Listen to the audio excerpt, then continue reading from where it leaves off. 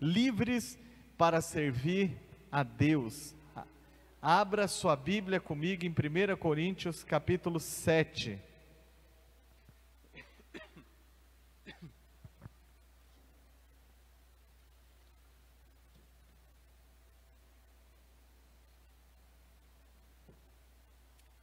Primeira Coríntios capítulo 7, do 29 ao 32.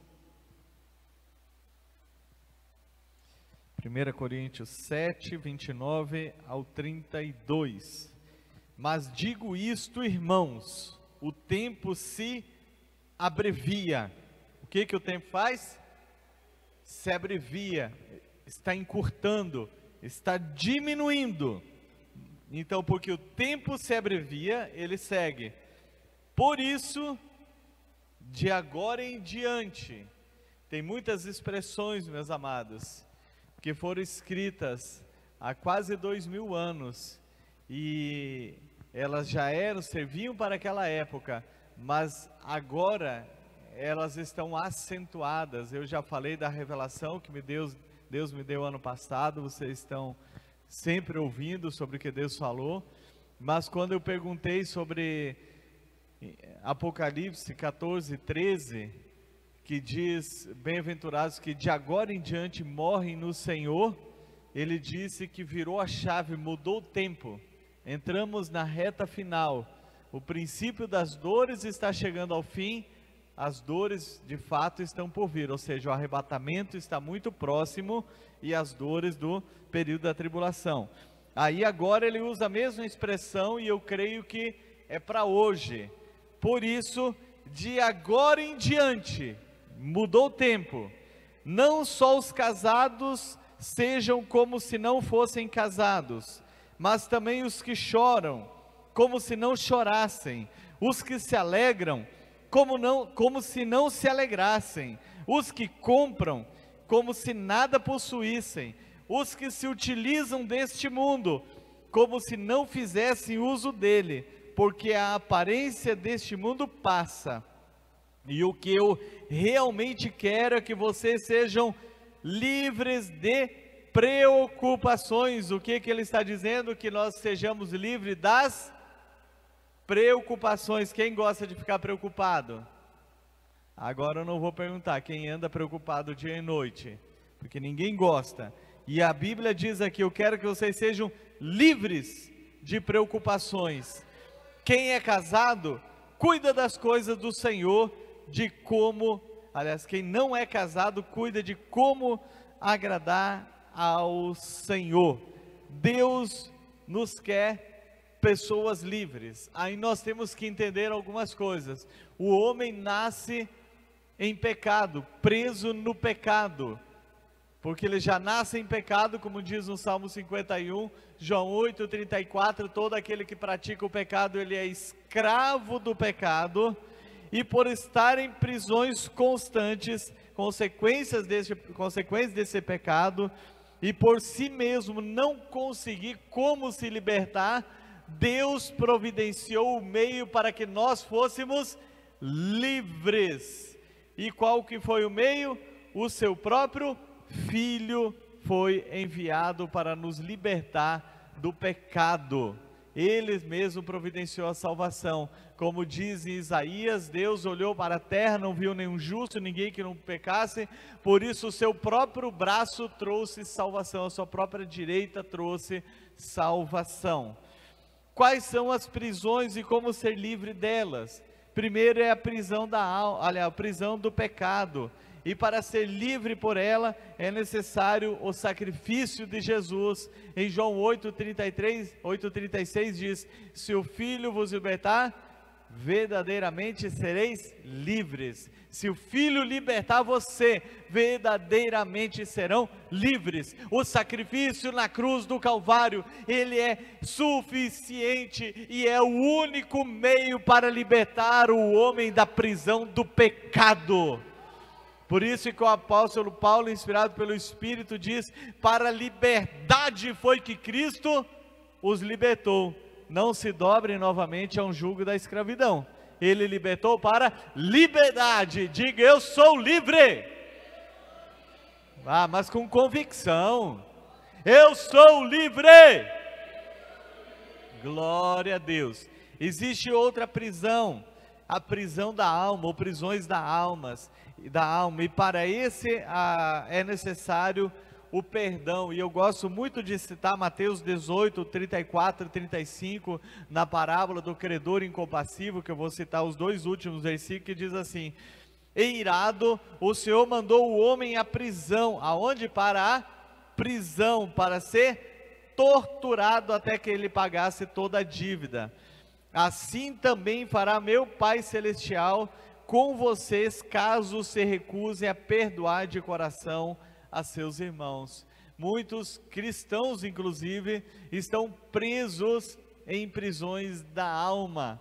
Foram magoados, foram feridos, rejeitados, abusados, e eu quero dizer para você que o diabo ele usa as pessoas para acabar com as outras pessoas, para botar elas em prisões, mas Deus ele te quer livre, e se existe algo que realmente pode libertar o ser humano de uma prisão da alma, isso se chama perdão.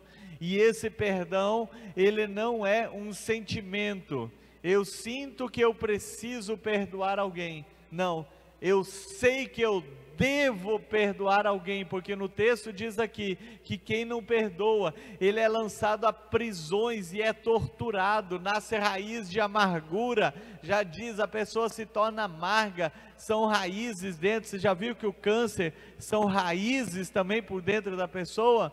Pessoas que não perdoam acabam tendo câncer. Não estou dizendo que todo câncer é oriundo da falta de perdão, mas mostra aqui que vai enraizando a falta de perdão.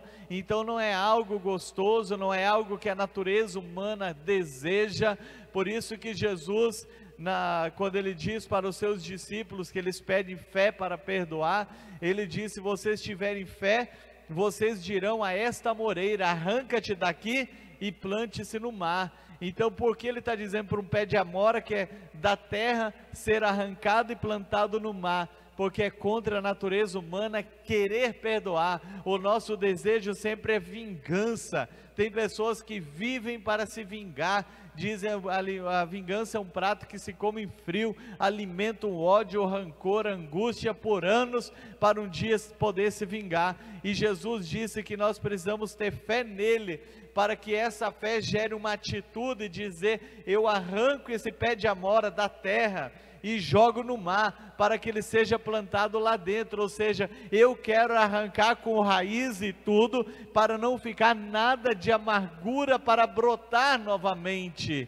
Então esse é um meio para me livrar das prisões da minha alma. Eu sei que nada disso é fácil, a dor é real, mas é necessário perdoar, porque aqui o texto diz que Deus nos quer livres, livres, e ninguém mais do que o próprio Jesus tinha motivos para não querer perdoar, para mandar descer fogo do céu e queimar aquelas pessoas que machucaram, maltrataram e o condenaram à morte, mas ele disse: Pai, perdoa, porque eles não sabem o que fazem. Além dele perdoar, ele pediu para que o Pai também perdoasse aquelas pessoas. Você já viu o quanto Jesus sofreu lá na cruz? Eu e você não sofremos tanto quanto ele, mas eu sei que a sua dor é real, e o que Deus está ministrando para você nessa noite, é que Ele quer você livre, livre, livre, livre. Então tenha disposição de perdoar, abrir seus lábios, dizer: eu perdoo, eu te perdoo. Talvez a pessoa não esteja mais aqui, mas você libere perdão para aquela pessoa, libere perdão para ela, para que você seja livre, porque o texto diz que quem não perdoa, Jesus diz assim, aquele homem foi jogado na prisão para ser torturado, e Jesus conclui dizendo: da mesma forma fará o meu Pai Celestial, se de todo o coração não perdoarem. Então já não é mais o inimigo, é o próprio Deus, já que nós não dispomos para perdoar alguém, é Ele que acaba nos lançando nessas prisões da alma, mas Deus te quer livre. Diz: o Senhor me quer livre, o Senhor me quer livre. E a terceira prisão que eu quero citar aqui, que é da onde dá o título e o tema da nossa mensagem, é livre para servir a Deus. Para ser livre para servir ao Senhor, é necessário ter disposição para servir, porque quando nós temos disposição, nós somos livres para servir. Nós estamos em plena campanha da Casa da Paz, que é baseada em Lucas capítulo 10, mas é interessante que Jesus comissiona 35 duplas, 70 discípulos, logo após a recusa de algumas pessoas de querer servi-lo. E nós vamos ver essas desculpas ou escusas que as pessoas tiveram para não servir. Elas estavam presas em suas prisões e não podiam servir a Deus, mas em seguida ele deu a missão para os 70 que cumpriram fielmente.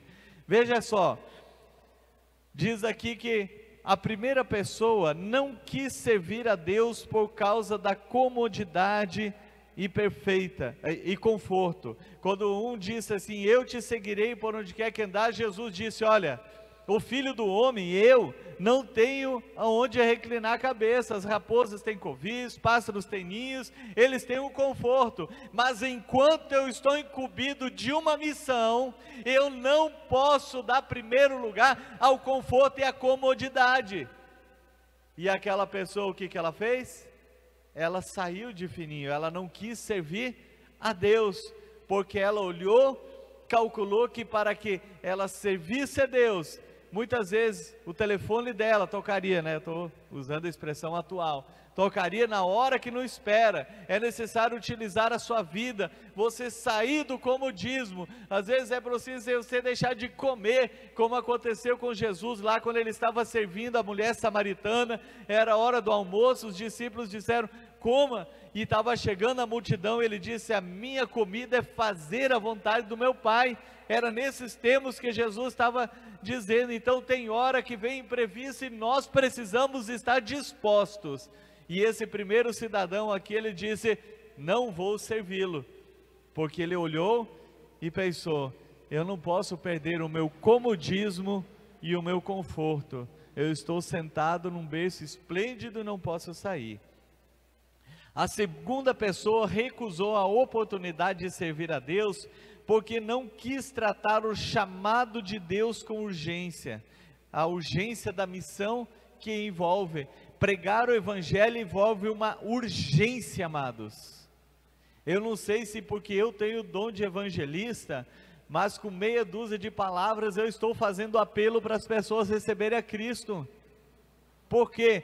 Porque é urgente a missão. Veja o que a resposta da segunda pessoa que quis servir Jesus. Ele disse: deixe-me primeiro enterrar meu pai.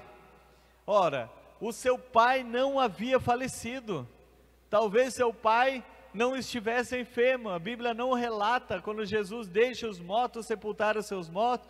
Aquele homem estava dizendo: olha, Senhor, eu vou viver minha vida, eu vou curtir meu pai, quando eu não sei em quanto tempo meu pai morrer, então eu vou te servir. Só que a missão exige urgência. Você acha que se aquele homem tivesse perdido o pai dele, Jesus não ia deixar ele sepultar o pai dele? É óbvio que deixaria. Jesus não é insensível. Quem mais entende de dor, de perda e tudo é o próprio Deus. Então aquele homem, ele não viu a urgência de seguir, e por isso ele recusou a oportunidade de servir a Deus. Ele não viu a urgência da missão.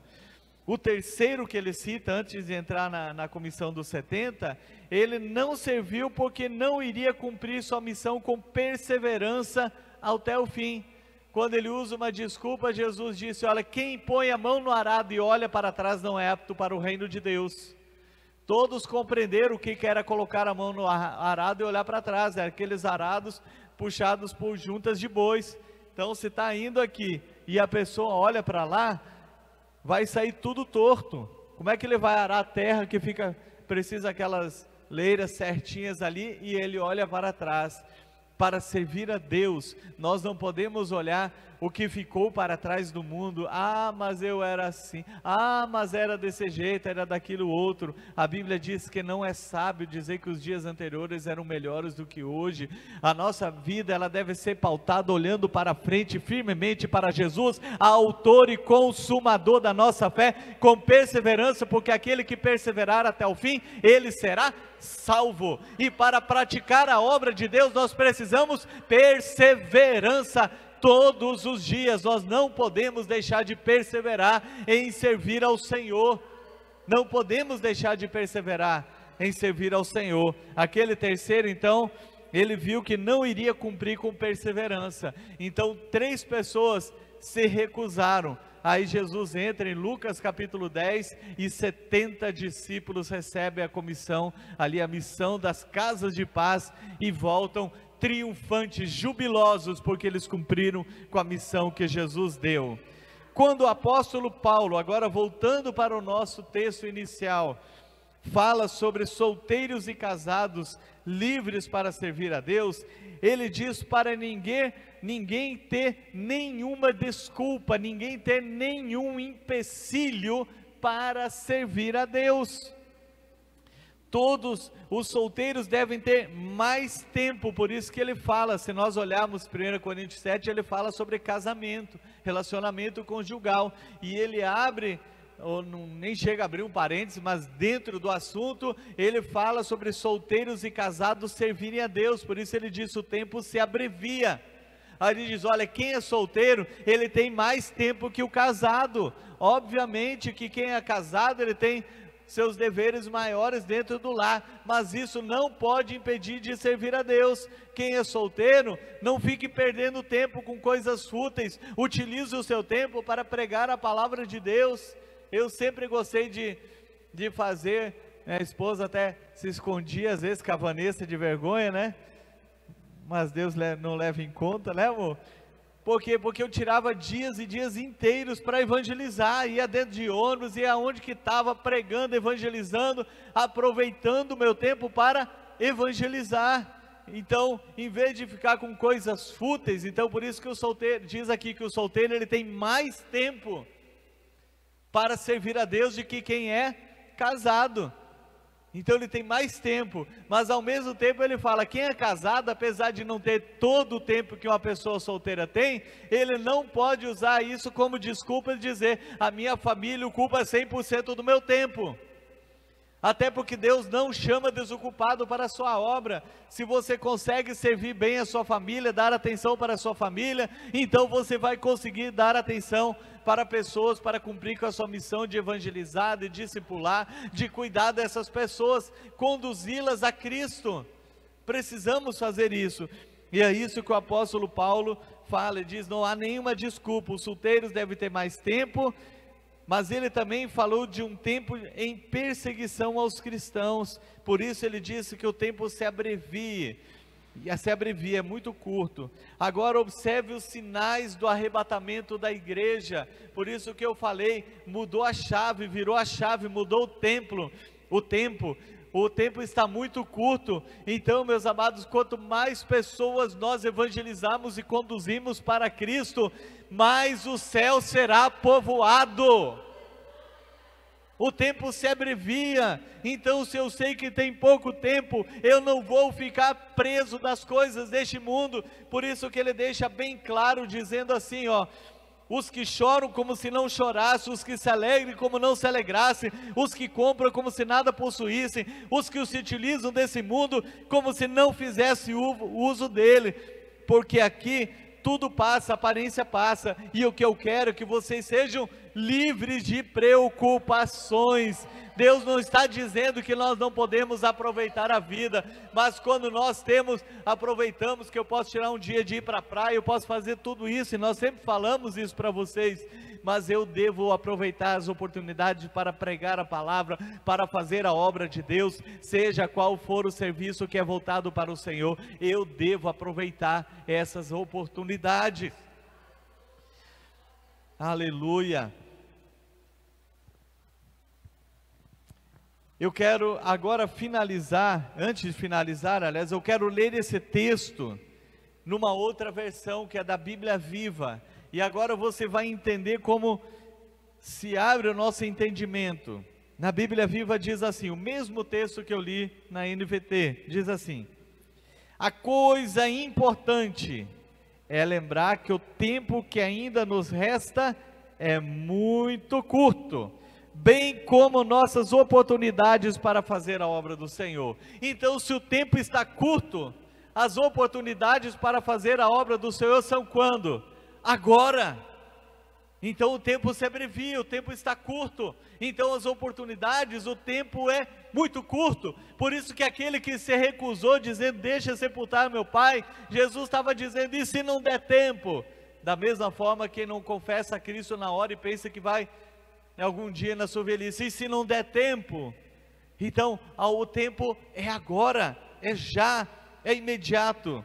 E ele segue dizendo assim, por essa razão, qual a razão? Que o tempo é curto e as oportunidades que restam também estão diminuindo.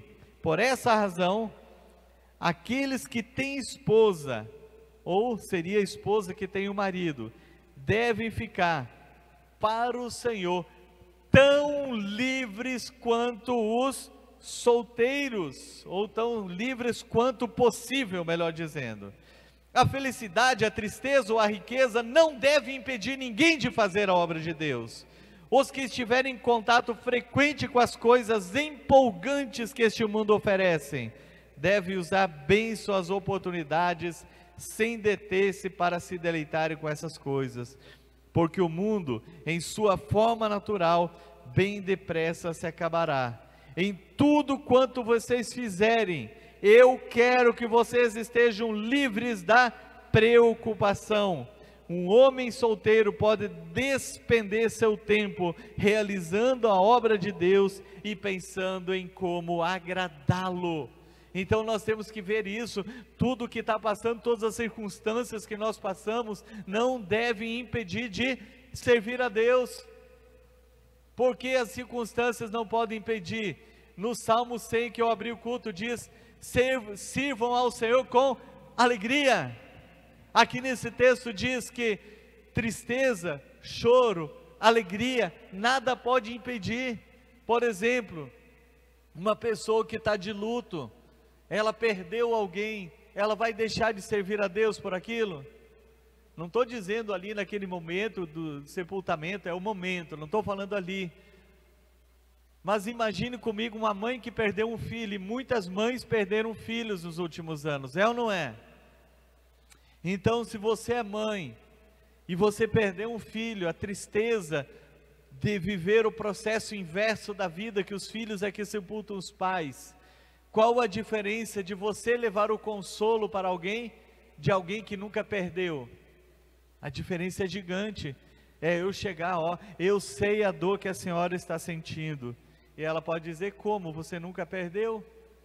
Mas agora, se uma mãe perder o filho, eu sei a dor, eu vou falar da minha experiência, eu estarei contigo, eu vou orar, e aquilo vai trazer mais conforto. Por isso que a Bíblia nos diz que nós consolamos com as mesmas consolações que nós somos consolados. Então, se é com as alegrias, são com as alegrias para levar a experiência de servir a Deus com alegria. A nossa alegria não leva para o pecado, a nossa alegria é para fazer o bem, radiar de alegria para servir ao Senhor. Então todas as circunstâncias, as dificuldades, são para levar esperança para as pessoas. Eu também passo por dificuldades, passo por perrengues como qualquer um, mas isso não me impede de servir a Deus. Sabe o que isso me faz? Buscar ainda mais ao Senhor, me dedicar mais tempo ao Senhor, servir mais as pessoas, porque eu sei que quem leva alívio aos outros, alívio receberá. Tudo aquilo que eu quero que as pessoas façam para mim, eu faço primeiro, é a lei da semeadura. Então não existe desculpa alguma para nós não servirmos ao Senhor.